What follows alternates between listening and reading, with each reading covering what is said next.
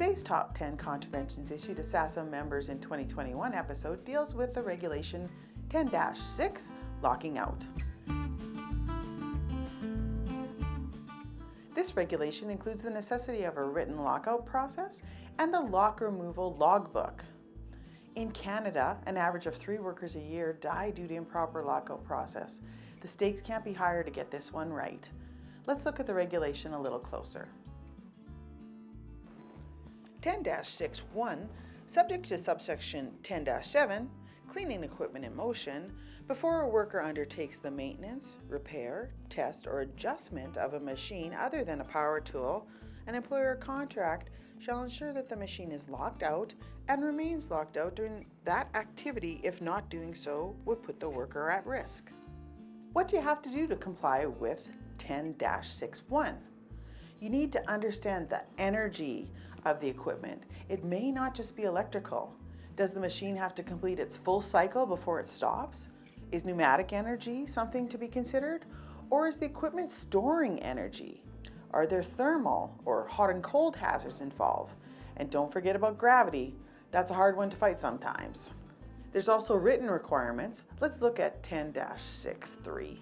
An employer or contractor shall A, provide a written lockout process to each worker who is required to work on a machine to which subsection 1 applies, and B, if the lockout process uses a lock and key, issue to that worker a lock that is operable only by the worker's key and a duplicate key.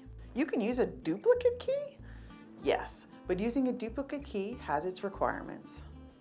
10-6.5, if the lockout process uses a lock and key, an employer or contractor shall designate a person to keep the duplicate key mentioned in Clause 3B and ensure that A, the duplicate key is accessible only by the designated person, and B, a logbook is kept to record the use of the duplicate key and the reasons for its use.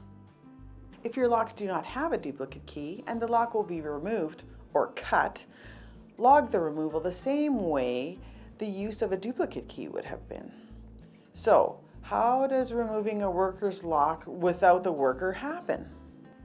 10-6.6, if it is not practicable to use the worker's key to remove a lock, an employer or contractor may permit the person designated pursuant to subsection 5 to remove the lock if the designated person A has determined the reason that the worker's key is not available, B has determined that it is safe to remove the lock and activate the machine, and C, if a committee or representative is in place, has informed the co-chairperson or the representative of the proposed use of the duplicate key before the key is used.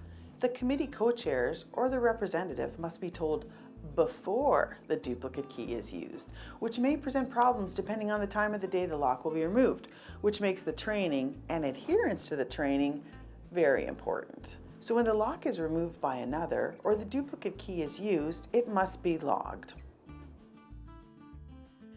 10-6.7, an employer or contractor shall ensure that a designated person who is permitted to use a duplicate key pursuant to subsection 6, A, records in the logbook the use of the duplicate key, the reason for its use, and the date of its use, and B, signs the logbook each time the duplicate key is used. If you're not using a lock, like just using tags, you still have to follow some rules. 10-6.4, if the lockout process does not use a lock and key, an employer or contractor shall designate a person to coordinate and control the lockout process. Control the lockout process still means that you must have written processes and assess the process's risk, even though the lock is not applied. You get a slight break when it comes to power tools. 10-6.2, before a worker undertakes the maintenance, repair, test, or adjustment of a power tool, an employer or contractor shall ensure that the energy source has been isolated from the power tool. Any residual energy in the power tool has been dissipated, and the energy source remains isolated during the activity. So if the power tool is unplugged and there is no stored energy in that tool, you do not need to lock it out to make the changes or repairs. But how will you stop another person from using the power tool before the repairs are complete? There's a lot of handy attachments that can help you lock out a piece of equipment, so time for a little Googling. For more information on lockout and building a legislatively compliant lockout program, SASM offers online lockout-tagout safety training in our training management system. We've attached a sample lockout-tagout procedure to this newsletter, or you can go to the sasm.ca website under newsletters and you'll find the link there.